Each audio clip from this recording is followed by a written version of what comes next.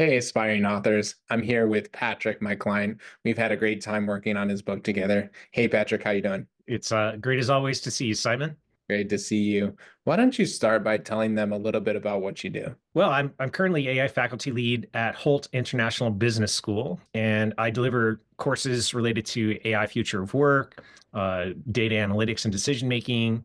And I pioneered some different course approaches that involve immersive experiences that have sort of set Holt on the map for being known for some of these innovative immersive techniques that are also related to AI.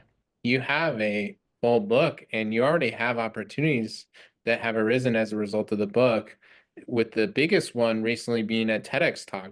Tell us a little bit more about that. I had a TEDx talk. Holt, my university, put on a TEDx event, as many institutions do. It's still a competitive process. I had to write something that would appeal to that audience, but I'm proud to say that the talk was rather well received. Some people might think writing the book is is an end in itself, and in some way that is. I think you'll end up with a product, but it's also a means to an end because it will spark other things probably along the way that you didn't know. And so having, I think, a better TED talk that appeals to the wider audience, aligned with the concepts of the book. In a way, the preparing for the book also helped me deliver a better TED talk. You definitely delivered a great TED talk. How many viewers so far?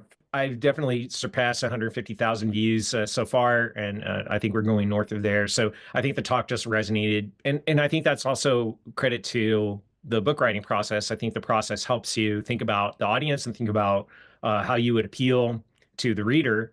And so whether it's somebody that's viewing the TED Talk or maybe hopefully somebody that's going to read the book foundations is something that was valuable, I think, to both. So just really honing in on what would resonate with the audience is definitely something that I still found valuable as I was thinking about the TED Talk. So you have this book, you have 150,000 people watching your TED Talk. What are some of the other opportunities that arose out of the book and out of the TED Talk? Because I had written a number of draft chapters, as other opportunities came along, I was able to respond to them sooner. So that's resulted in a number of journal publications that are in the works or about to be published. And because I had done some foundation research for the book or had certain models, in my case, they're consultative models or something that somebody could use, I was able to turn around and react to those in a better way.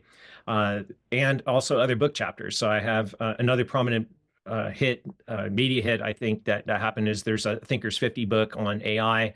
And I'm contributing, in fact, the opening chapter for that. Again, all of these things are just good news, but I think that they were publications or opportunities I was able to react to because of this writing process had prepared me, to take advantage of that as well. And not just having the content, but maybe also having the confidence to take advantage of it.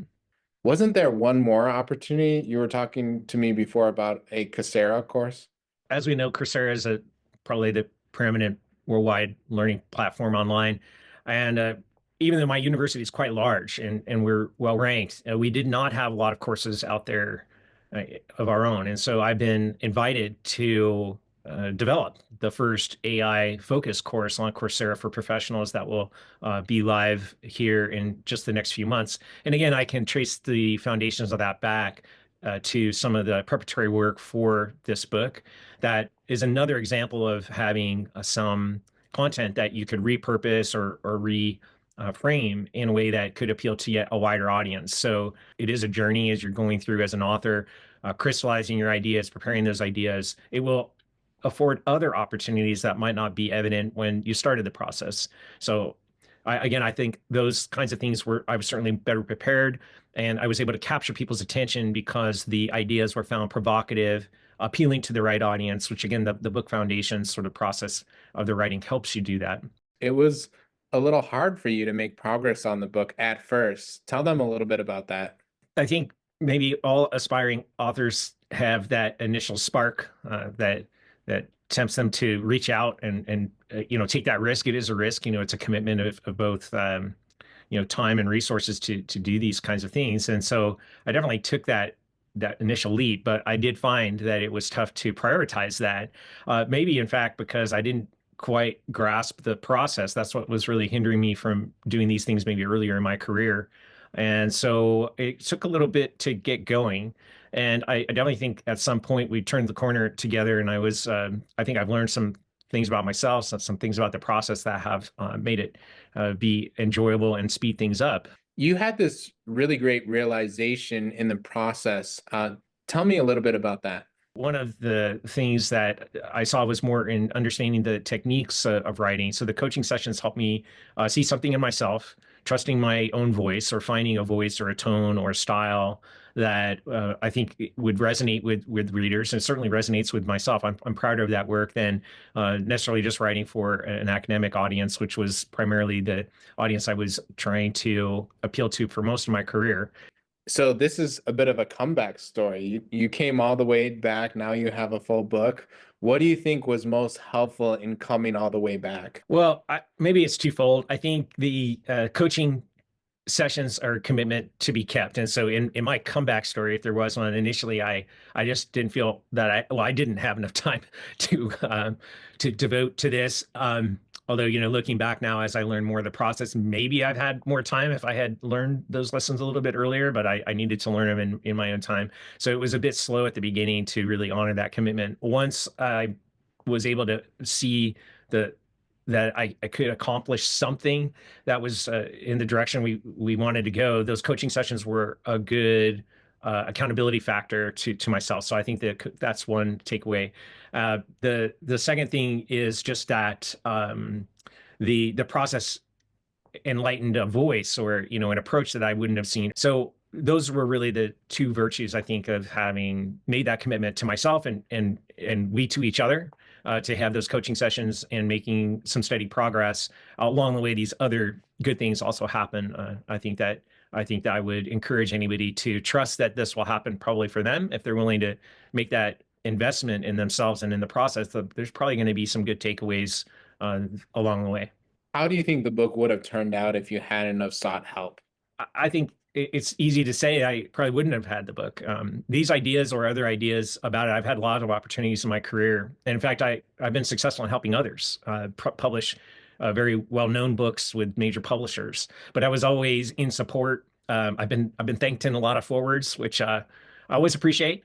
But I was never contributing enough to be an author on the spine. And so that was really I don't think that it would have happened without making this commitment and investment to move forward. I don't know if you remember this. You were even my client, our first session together, you talked a little bit about having some doubt in your writing and the fact that you were doing your dissertation and having faculty members maybe not loving the process with them and sort of a little bit doubtful about the book and being able to get it done. Tell me a little bit about that self-doubt and how you kind of overcame it.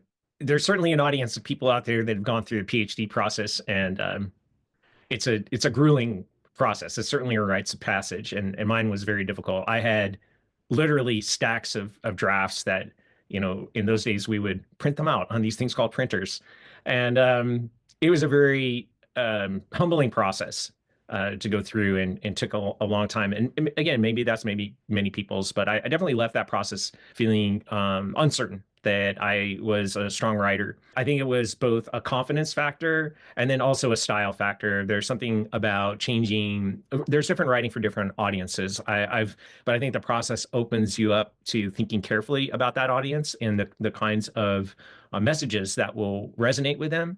And so you can be a stronger writer. So I think I found that in myself to raise my confidence and then also maybe shift a bit in style and perspective, something that I really didn't have in me earlier in my career. And now having a finished book, where is your confidence at now? Well, it's certainly higher. Any final words for aspiring authors? If you've been struggling, and the lesson learned is that